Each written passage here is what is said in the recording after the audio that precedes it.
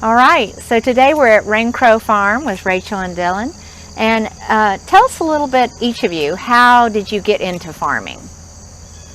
Well, me personally, I was always interested in kind of environmental conservation work. So after college, I kind of did a little bit of that, and then was always interested in farming and reading about agriculture and some of the problems with it, and eventually interned at a farm and then really fell in love with it, and then just kept working at So how long ago farms. was that?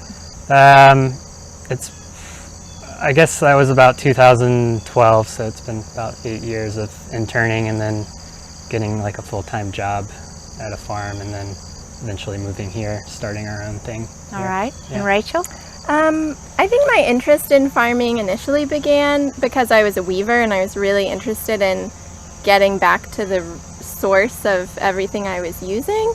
So I got really interested in sheep and wool and cotton as well. And then out of that spun more of an interest in getting to like the source of food and understanding where food comes from. And then starting to date Dylan and moving down to the farm he was working on. And at the time I was working at a school, so I had my summers off. And so I spent a lot of summers farming and also helping friends who are flower farmers. And so then when Dylan felt ready to move here and start his own thing, I thought, all right, I'll hop right in. Okay. And how long have you been here in Johnson City? This is our third kind of growing season, so we're in the middle of our third season here. So yeah, about 2.5, 3 years. And we're in urban Johnson City. That's So- right, yeah. How big was the lot when you bought the house and the lot? How big is the lot that you're farming? Yeah, the lot with the house is just under a ½ acre, but it's pretty much residential. It's a neighborhood outside downtown Johnson City. So, but it was kind of an unusual lot. So it was kind of big, kind of pretty flat, has fencing all around it. So the house was just a way to kind of start really small, and with, we were able to save a little money, but didn't have a huge amount of capital to buy some big, huge acreage farm. So it was a way for us to start small and go from there. So. Okay. So talk about your method. What are the methods that you use on the farm, and why do you use those methods? Yeah, at the beginning we were kind of experimenting, but it's mostly a no-till system, which I know is can be kind of vague sounding, but the way we do it is we pretty much have permanent beds that we stake out, and then put a lot of compost down in those beds, and then instead of renting or buying a tiller, we just kind of loosen the soil initially with like a broad fork or a digging fork to kind of aerate it a little bit, and then the compost is a thick layer that kind of acts like a mulch but also creates a good seed bed for transplanting and direct seeding. And then since we're so small, that we'll rotate as soon as the crop's done, we'll kind of rotate out and plant something right into it as soon as it's done. And then in the winter we use kind of either tarps, or this year we're going to do a little more cover cropping and just leaf mulch to overwinter our beds, and then in the spring we'll remove that and then add more compost. So that's kind of the idea of the no-till, is you're adding a lot of organic matter and you're not tilling it in, you're just kind of building kind of a top layer, and then over time it works into the soil by growing crops and cover cropping and things like that. Okay. So Rachel, if somebody was just starting out, I mean, they've got grass, how would you start this system? Yeah, so what we did is we bought the house in July or August, and Dylan drove out, and we had bought silage tarps, and we tarped this entire area. So this whole block, we put tarps down with sand and weighted it with sandbags, and kept that on until we were ready to start making our beds in March. So with that about 6 months or so of keeping the tarp on, all of our grass and other lawn weeds died. And we were able to then form our beds on top of pretty much bare soil. Yeah.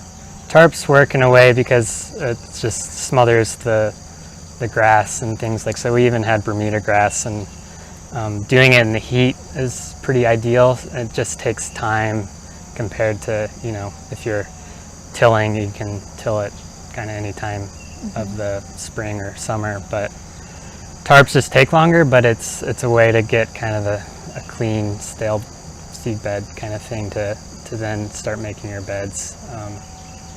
But that's what we did. We experimented a little bit with just putting other kinds of mulches and things like that, but and I don't think it's a bad thing to till initially if that's something, but I think the problem with tilling over and over again is it messes up the soil structure and then weed pressure and things like that. So that's why no-till is kind of an ideal system for us on a small scale, because it over time eliminates those problems, and you don't need to invest in a big piece of equipment.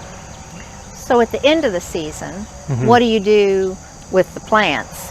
I mean, do you pull them up? What do you do? So at the end of any crop, we go through and cut it right at the base. If it's a crop that still has something above ground, we'll cut it right at the base, and then depending on what it is and how readily it'll shoot back up, maybe from that stalk that's cut right at the ground, we'll either flame it or we'll tarp it for like a week or two, and then put the next crop in. Yeah, that's more what we do kind of in the middle of the season, like if we have spring crop that's coming out, and then we'll plant a summer crop. If it's salad greens or something, we might just cut it really low and then either just flame it with a flame weeder, or we'll put just landscape fabric over that one bed or that one section for maybe a week, and that will pretty much kill it from regrowing, and then you can just plant your next crop in behind that, and it doesn't really regrow. So that's kind of more what we've been doing in the spring, and when it's done in the fall, we usually try to follow it with a cover crop or an overwintered crop, something that's either going to be growing in it, or if it's just too late, we'll cover it with a tarp, or this year I think we're going to do some leaf mulch over the bed, and then that way you're not losing your soil to erosion over the winter, so it kind of retains the soil that way. Since we do put a lot of labor into spreading compost, we don't want it eroding or disappearing. So any way we can cover it over winter is pretty important. So, but yeah, that's typically how we flip beds, and again, we flip them pretty quick in the summer and spring. Or if it's just a long season summer crop, we'll just usually keep that going until fall, when we'll cover crop it behind. Yeah. So let's talk about what you grow. So what do you grow here? Well, we have a CSA program, so we have to grow a good variety for that. But we do kind of all the classic stuff. So in the summer right now we have peppers and eggplants, squash, green beans, okra, a lot of tomatoes. And we still try to keep going with some greens like arugula and lettuce. We can usually have in some form through the summer, Swiss chard. And then in the spring and fall, it's a lot more of the brassicas, so turnips and cabbage, broccoli, things like that. There's certain things that we just kind of grow for the CSA that we're not selling a lot extra, just because they take a lot of time and space. So the things we sell on top of our CSA are usually the more popular items, so like salad greens and carrots and beets and things like that, whereas we don't grow, we kind of just grow enough of the cabbage and broccoli for our CSA members, so they have a good mix of variety in their shares through the season. And then in the winter, we are going to try to grow a lot more just cut greens and a few root crops in these tunnels, which are new to us this year. So this will be the first winter of kind of overwintering a lot more. So. And then we also do a small flower CSA share, and so we have flowers spread out all around as well. Okay. How many people are in your CSAs together? Or? We have about 36, 35 members. So on the vegetable side. On the vegetable, and then we have about 5 flower CSA members. Yeah.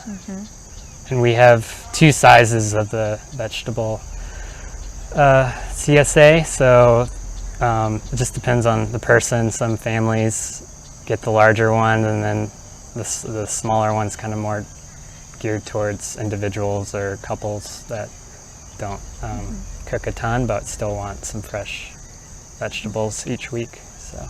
And when does your CSA start and end?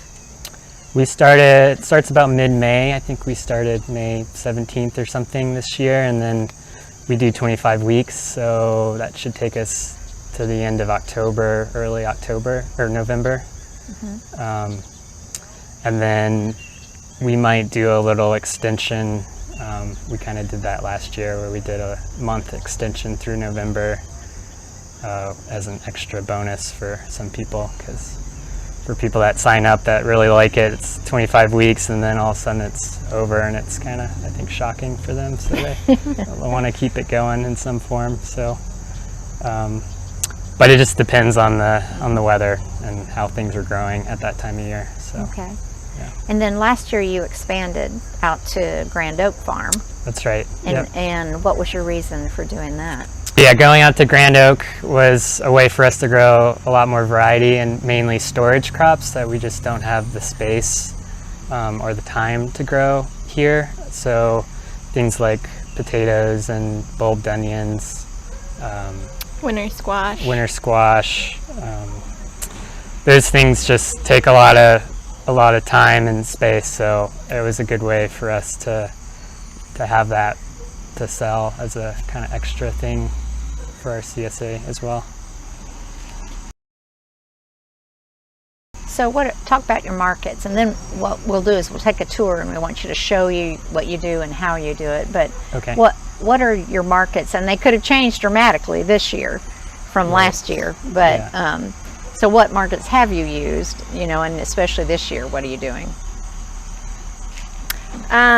So we've sold through the Johnson City and Jonesboro Farmers Market in past years. This year we decided just to do the Jonesboro Farmers Market because they transitioned all online, and so that frees up our Saturday, so we're not spending 4 hours at a market, and we also pre-sell everything through the online market, so we're not ever having to deal with over harvesting or having extra after a farmer's market. And that's been great for us this year. The online market has really expanded our sales that we'd had at Jonesboro in the past, so that's been great. Like I said, we've done a CSA, and this year as well with COVID, it seemed like there was a lot more interest in CSAs, and so we were able to fill up our CSA pretty early on. I think by March we were probably sold out. Yeah. March or early April. And then we sell to restaurants, which at the beginning of our season, most of them were still closed. But all the restaurants we sell to have opened back up, and so they're all ordering pretty comparable to what they'd ordered in years past. It's a little bit less, but I think we're also growing more, so we're able to sell maybe more than we could last year, so it's kind of balanced out.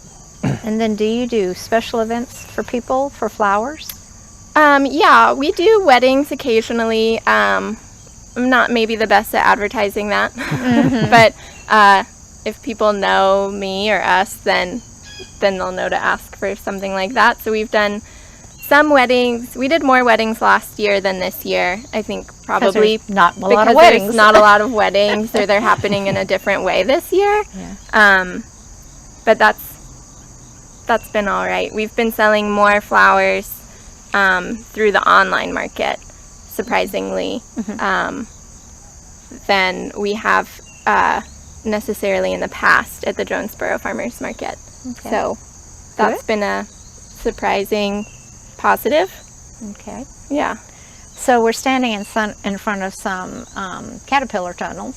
So why don't you talk a little bit about why you got these, and installation of them, and how do you like them? Yeah, we got these in January through a TAPE grant, which is a grant through the state. It was a cost share, so they have different percentages, but we got 50% a cost share on these. And the reason we got them was for multiple reasons. The main one was for the winter, to have kind of a more controlled, heated environment through the winter. But it's also great for the summer because we can grow summer crops, and like tomatoes, and these are peppers, and then eggplant, and by keeping them under cover they get less diseases and things like that. So our pepper and tomato crops, and even the eggplant, has done a lot better than last year just by keeping them in the tunnel. The trade-off is you have to have some kind of irrigation set up, but we just use drip tape, which is a pretty cost-effective way of irrigating. So yeah, it just allows you to have kind of fit more into a smaller space and get a bigger kind of yield, and just healthier plants. So you don't have to do as many successions or any successions. So we found that to be really helpful this summer. We haven't quite done the full winter thing. We'll find out, I guess, later this winter how that goes, but we'll close off the ends for that and keep it nice and tight, and even put row cover inside if it gets really cold. So we're looking forward to that because it'll allow us to kind of have more income throughout the year and kind of space out our income, hopefully. And I think there's a good market for selling vegetables in the winter. It's pretty hard to have continuous crops in that sense. So yeah, I think overall it'll be a good investment for us. And the structure itself came in a kit, so it was very easy to put together, and pretty cost effective. Who did you order your kit from? We bought it through Farmer's Friend, which is in central Tennessee, but they have a pretty big following. But yeah, very nice to work with, very straightforward in assembling, and pretty much just did it. Yeah, I mean, the whole thing was just the two of us, so it's a pretty ezy thing to build. And you haven't had to use shade cloths this summer? No, we haven't. We're still learning as we go. We definitely have a little bit of sun scalding on certain crops, so that's definitely something to maybe consider. I think also we're still constantly trying to fix our soil and amending it and getting it remineralized, and I think a lot of it's just the plants aren't as happy just because of the soil. So I think having a healthier plant would give it a little more shade as well. But a shade cloth could be an option if it is a problem we continue to have for the summer crops. And you grow organically. You're not certified organic, but you grow organically. Correct. Yeah. Okay. Yeah. So that, how do you handle pest then? Yeah, we don't use any kind of amendment or sprays or anything like that. We really just use row covers for certain crops, mainly the brassicas, so arugula and kale and things like that get a lot of flea beetles and harlequin bugs and things like that. So we just use that cloth material. We use it a lot more in the spring and fall. And that's really the only other kind of pest management besides just kind of trying to keep the beds clean and having really healthy plants and amending the soil and things like that. So every year's kind of different too. It just depends. I feel like this year's been pretty manageable with pests, not too bad. So Yeah, I'd say another thing we're trying is intercropping with flowers that are supposed to bring and attract beneficial insects, and maybe even insects that will keep pests more at bay. So that's something we're trying. Like you can see some gem marigolds there, and earlier, although they've kind of all flowered and died back, we'd put sweet alyssum in between a lot of our pepper crops and tomato crops. So we're also doing more of that, but also focusing on soil health is like building healthier, more robust plants so that if and when pests come, they're more able to fight it off themselves. What do you do for nutrients? We add some organic natural amendments. So the main thing we use is organic. It's a chicken manure kind of based amendment from Seven Springs Farm, and then we'll add a lot of like rock minerals for just to add soil to help with the soil structure and adding micronutrients. So we always add a little bit of lime just because our calcium is always a little low, so always adding that, and gypsum, which is something we're going to start adding, which also has calcium but also sulfur.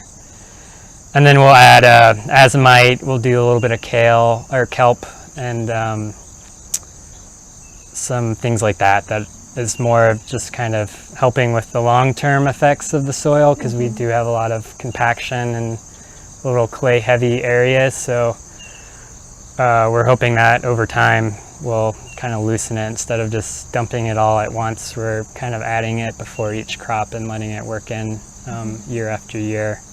So we're kind of adding stuff for the long term, but also the short term, which is more of the chicken fertilizer, which has more of the nitrogen that is for the crops, for annual crops. Yeah. So what do you think the effect on your system by being covered, the soil being covered? Do you think it'll make changes? This is your first year, so you don't really know. True, yeah. I think it'll be interesting. I think the long term, it'll just be a different way to manage it, make sure it has enough water, giving things breaks, and not, we don't overdo the fertilizer as much this year in the tunnel, so that's definitely something we're aware of. But I think as the seasons go on, I think it'll probably just be really important to get a soil test specifically in each tunnel potentially, and just making sure your levels of nutrients are right and you're not overloading anything, which a soil test is always good to get in general, even if it's not covered, just to give you an idea of what's going on. So I think that's probably how we'll approach it. But yeah, you're right, it's new, so we'll have to definitely be aware of all that. Because the biggest things are salts usually that built up because you don't have the rainfall leaching that down through the soil structure, Right. But these are plastic is supposed to last how many years?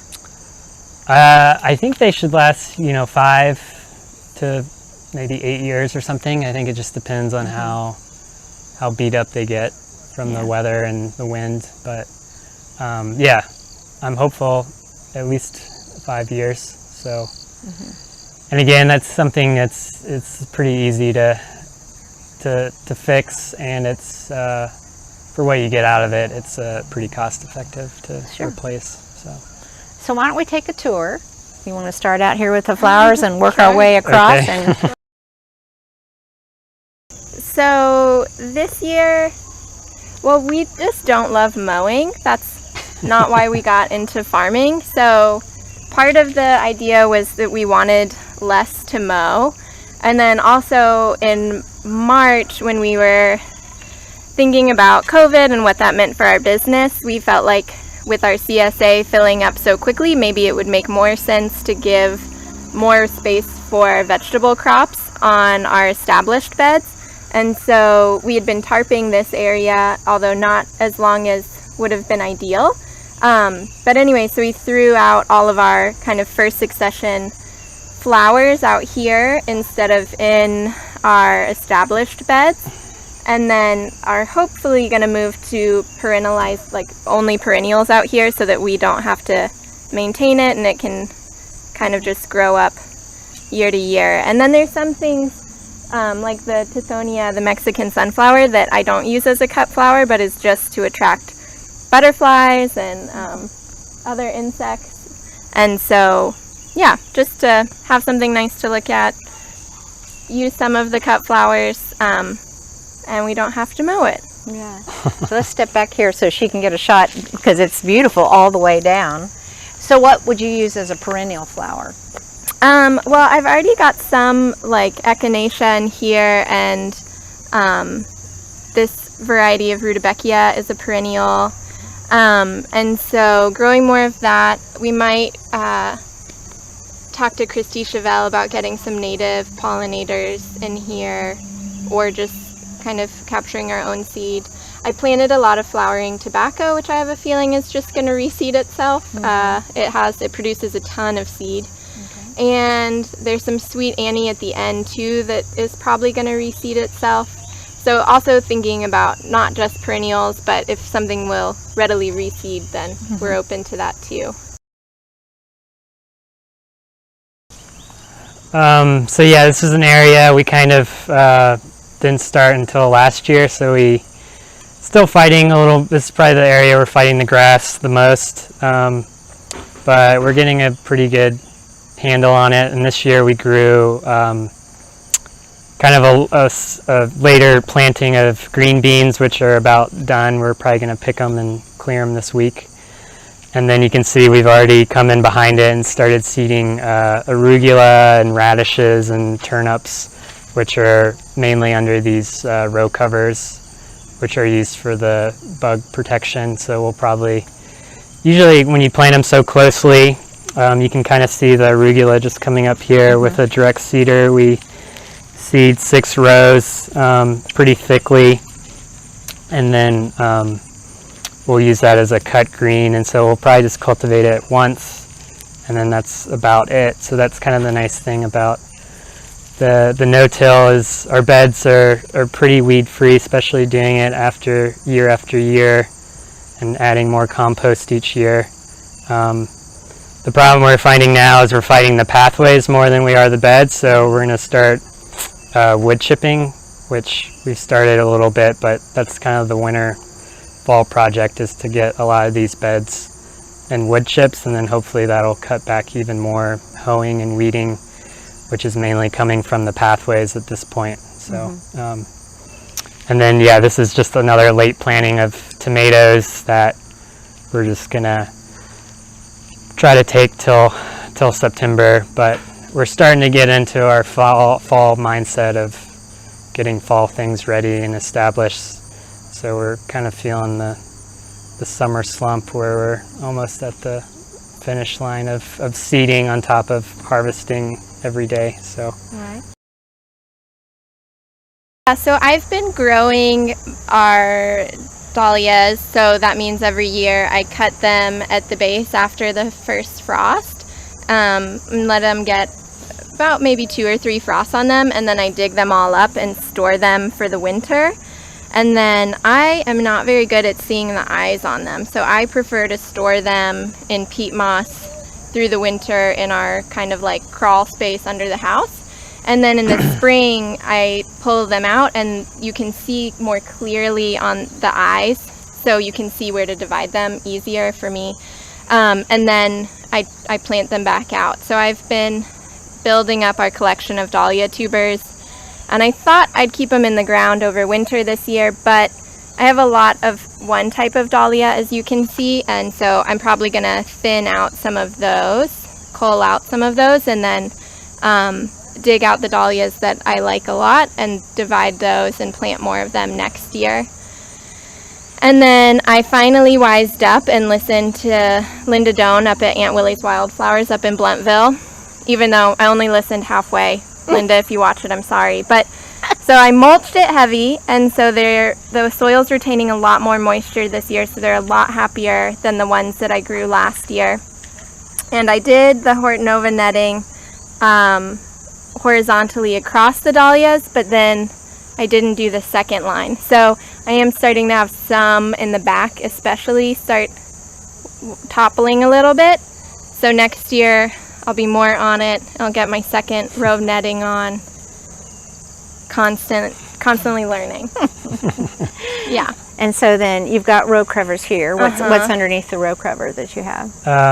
That's cauliflower that we're growing for the fall. So we started that from seed in our greenhouse and then transplanted that out about a month ago. So a lot of those fall crops, you have to start kind of in the middle of the summer and really kind of baby them, even though they don't like being out in the hot summer heat, but that's kind of when you have to start them. You have to start them early so they can head up in time before it gets too cold. So yeah, we have cauliflower under there, and again, that's for the bugs and the pests. And then right next to that we have summer squash, which we just plant multiple successions. So we've planted 4 successions this year. This is our third, because once they start producing, you can usually pick them for about 3 weeks, 4 weeks at the most, and then the plants just start to die back, or they just mature and they just don't put out as much fruit. So things like squash and beans, we plant multiple successions to have that available through the summer. Okay. So let's just go take our way. Sure. And so you said you had eggplant and peppers and... Yep, there's a row of eggplant and then a row and a half of peppers here. We have pretty much just sweet peppers, but different types. And then we have two beds of tomatoes, which are a determinate type, which is new, which don't get as tall. So we planted those kind of late. So with tomatoes, you'll see we plant a lot of successions of those too, especially ones that are outside, just because they'll get diseases a little bit faster outside, because we just do this Florida stake and weave. So we just as it grows, we just kind of hold it upright with string. So that's kind of a weekly chore for the tomatoes when we grow them outside. But doing the successions allows you to kind of have different flushes of tomatoes, so you don't kind of hit a wall where you don't have as much. Especially again when we're on a small scale, kind of have to cover your bases and plant a little bit extra to make sure you are having enough. But before we planted all this stuff, we had an early spring crop, so we had arugula and turnips and radishes in here because we seeded all that as soon as we built these. And then by the time these were ready to transplant, we in April, all of that crop was ready to come out. So that was the nice thing about these tunnels, is you can kind of maximize your crops because they grow a little bit quicker that way. Okay. And fennel then? Is that your... Yeah, this was fennel, and then we just harvested it, and then this is actually just it regrowing, which is kind of interesting. Yeah. I've never Some of seen them are actually sizing up to pretty Yeah. good size heads, but again, we're kind of getting ready for fall stuff, so we're kind of just clearing out beds a little bit and trying to give them a little time to get ready, but we just saw that this was regrowing, so we just let it go, and we'll cut some fennel later. This is more fall crops, so we have a little bit of Brussels sprouts, and then it turns into collard greens, and then this is all broccoli. So again, all that stuff you kind of have to start from seed in June, and then you transplant it in July, and then you just have to hope that you can keep it going. So having drip tape is pretty important, but luckily it's been pretty wet and mild this year, so things are doing pretty good, but we still have some bug problems, but that was kind of a mistake on our end from growing them in the greenhouse. The greenhouse was just too open, and so bugs were able to come in, so we've been fighting the bugs, but that was just a mistake on our end. You can also show them the mulched pathways and the mushrooms and stuff growing in there. Oh, right, yeah, so we mulched these pathways here. I don't know, you can kind of see some mushrooms coming in here. So that's kind of the other added benefit. Instead of fighting weeds, you're actually adding some fungal activity, which is always important for plants, and that's the other reason of doing no-till is you're trying to support the biology in the soil. By not tilling it, you're creating more communities of that. So adding the wood chips is hopefully just another factor that'll benefit. Okay. Yeah, this is more summer stuff. We had onions and lettuce in this far bed, and now we're gonna get it ready for fall planting. We'll probably try to put some overwintered Swiss chard or kale or something like that in there, and then these are cucumbers, and then tomatoes, and then on this far side we have some basil and some lettuce that is about to be finished. But so yeah, this is a different style of trellising cucumbers and tomatoes. It's you prune them really hard, so you just have a single leader. So you take all these kind of side shoots off the tomatoes, and then you clip them to the line, and then once they get to the top, we have these roller clips that you can lower, and then as you lower it, you just kind of move the plants down.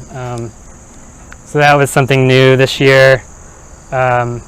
Again, our soil's kind of weird, so it's a little better in the back, so we're actually leaning a lot more stuff in the back, whereas up front here it's a lot more compact. So that's can be the problem of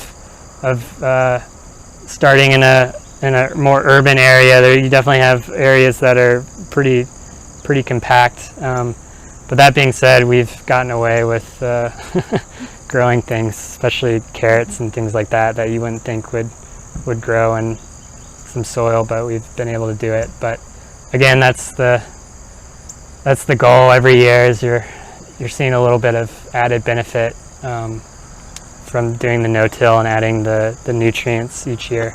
But yeah, the trellis system works pretty well. It's more labor intensive because it's kind of a weekly chore where you have to come out, prune it, clip it.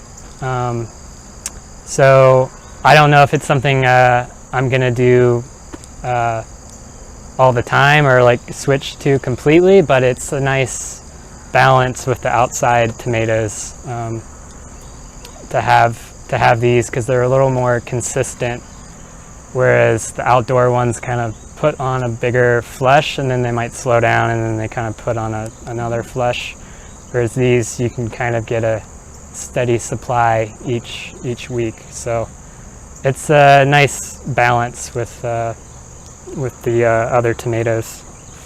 So did you grow indeterminate tomatoes before, or? Yeah, these are usually the ones outside we do indeterminate. And so what did you do with them before you did this trellis system? Yeah, I mean, we can show you. We use a T-post system with the Florida weave. And then once they just get tall, they just kind of fall over. So Okay. it's just kind of Okay. the nature of the thing. So that's why we do a little more successions, because they won't last as long. Whereas like, yeah, these we planted in April, and we'll probably keep them till you know, end of September. And it's just going to be one plant. And you can tell they're a lot healthier. They don't get diseases. They don't get blight. So because they're not getting rained on, and the humidity's not getting to them. So that's why it's kind of nice to have a little bit of both. Okay. Yeah. Let's keep moving and tell us what else. This is our last planting of green beans here. You can see they haven't flowered yet, but they're starting to bud up. And then on the back half is just the end of our carrots. So we grow a lot of carrots, and by this point the tops aren't great, so we're just topping them and washing them as topped carrots and selling them in bags or as bulk carrots. And under here is more of the fall stuff. So this is a whole bed of cabbage, and then another bed of broccoli here, so 2 beds. And hopefully all that stuff will be ready by the end of September when summer stuff's slowing down. And then this is a little short tunnel here that we have. We had salad greens in here, and Rachel had some flowers here, and now we're doing more cabbage and our last planting of summer squash. And under that cover is more arugula and some lettuce and things like that. Okay. Let's look at your greenhouse. So you don't buy plants, you start all your own plants. Yeah, we start our own all plants, but we do a lot of direct seeding. It just depends on the crop. But this is what we learned, where the bugs, you know, when you keep it open, bugs can still get in. So we use a row cover now because we don't want it to get too hot in there, but it's still protected. So, but yeah, right now we don't have a ton of stuff since we've been planting all our fall things, but we do have some onions and lettuce in there. But you basically planted everything you grew here in this little greenhouse. Yeah, and the spring is when this thing is just loaded down and everything's on the floor, and because we start our tomatoes and peppers, and you know, we pot them up to be pretty big. So yeah, you can't even walk in there and starting all our flowers. There's like a very narrow footpath In there. Yeah. Yeah. Okay, and behind you here? Yeah, so these are like a fall planting of carrots. So before this we had it was half summer squash and half green beans, which was the first seeding of that, and then we cleared that out in July, and then as soon as that was cleared, we flipped the beds and direct seeded carrots, and there's kind of beets on the last bed, but so these carrots should be ready by October, and we use a direct seeder for this. We use a Jang seeder, which is probably one of the most expensive things that we bought at the beginning, but for direct seeding it's great because it has the precision on it is really good, and you can literally just like run with it back and forth, so it's very quick, and then as long as your conditions are right, you can get really good germination and nice pretty straight lines. Yeah. still get a little lazy with the straight and narrow, but and yeah, this is an example of our when we tarp something. So this was full of spring cabbage and broccoli and kale and collards, which we start in early March, and then as transplants, and then they lasted till in the end of June. So we've just been tarping it, and then we're gonna probably in the next week or two uncover it, and then I'm gonna put in a cover crop of cowpeas and spring oats, which will be a cover crop that'll pretty much winter kill, so it'll hopefully have enough time to grow a good size, and then once it gets cold in November, the plants will die, so they won't mature or set fruit or anything, and then that'll create a good ground cover and also add some nutrients and organic matter, because we're going to plant another early spring crop next year behind it, so we want to make sure it's not some big cover crop like ryegrass or some kind of overwintering clover or vetch, because we want to make sure we can plant stuff into it by March. So Okay. that's an example of doing a cover crop. Well, let's move to our last section here. Yeah, this is the last little paddock here, and this is mainly summer stuff. So we have a lot of tomatoes, cherry tomatoes, slicer tomatoes, and then these big tall plants are okra, so we have 3 beds of that. We have a few random flower beds. There's Swiss chard and some eggplant kind of on the side, but you can see that the tomatoes, they get the blight when it gets wet, and really it's been a really wet year. But so this is just kind of the nature of things, so that's why we do multiple plantings, because they're just not going to last as long. But that's one of the benefits of adding a tunnel, so you can avoid that. So are you going to get more tunnel? Not this winter. I think we'll see how the winter goes. But yeah, depending on how it goes, it's definitely something we might consider. I think our greenhouse is getting so tight that we might convert that short one into more of a greenhouse, maybe move it over here. Yep. Because I think doing transplants just saves you a lot of time, and when you're tight on space, you can squeeze more in throughout the season if you can transplant a little bit more. So So in ending up, you don't have a cooler right now, right? right, yeah, But we you're don't. working toward one maybe. We're working towards a bigger walk-in cooler. Pretty much everything now is either we pick it the morning of that we sell it. So for restaurants and CSA, we pick it that morning and then give it to the members and the clients that day. So as long as you kind of keep it out of the heat and stuff, we found that you can get by. But it's definitely ideal and gives you more flexibility to have a cooler when you can kind of pick something when it's ready. Is sometimes a challenge, like radishes or things like that. If it's ready that day, it would be nice to pick it. So sometimes if you wait, it can throw off a crop. So We also have, this year too, we were really fortunate that a friend of ours offered use of their walk-in cooler. Right. It's not super close, but that gave us the flexibility of harvesting for Saturday, farmers market on Friday, and then driving it to their cooler, and then picking it up Saturday morning and taking it to the market. Okay, good.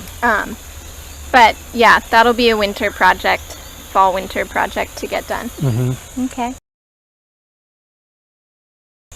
So ending up here, we really appreciate you coming out and talking about this. If someone, I mean, what's advice for somebody that would want to start this no-till system? I mean, they definitely are going to need to have tarps and mulch and... I think access to compost or having the ability to make a large amount yourself is pretty key. Over time, the goal is you use less and less. I think it just depends on what you're starting off with. But again, I'm not opposed to tilling like initially. I don't know if every no-till person would say that, but I would potentially start either with like tilling and then putting in a cover crop and then tarping it that way, or just tarping and then adding, your organic compost on top of that. But I think the main thing is just to start small. We didn't start all this the first year. We kind of started in little paddocks, and this is the first year that we've been growing off every little kind of square inch that we have that's usable. So I'd definitely say start small, because it allows you to kind of find your community, find your markets. So I think that has been something I've learned working at other farms, is if you go big really quickly, you can get burned out or overwhelmed pretty fast. Rachel? Yeah, and I think investing in a smart way. So we didn't go out and buy every tool we thought we would want or need right up front, because we didn't have, an unending bank account. And so we definitely would do things maybe with not the right tool, and then discover, okay, this is a tool we would need consistently and is worth the investment, versus like, this is something we might need once and should probably try and borrow from somebody, or make do without, because we don't need it in the long run. So I think that's been really helpful. And then we are really lucky because we're about 5 minutes away from Joe Hoffman, who we get all of our compost from, and so we've been able to have a really close working relationship and a really flexible relationship because he is so close. It's been really easy to call him and get it pretty instantaneously. So that's been really great too. But yeah, I think Dylan covered it. Well, thank you. And as soon as we finish this, we'll have people asking questions, but thank you again for having us come today. Yeah, Thanks for coming out. Yeah, thank you. Okay.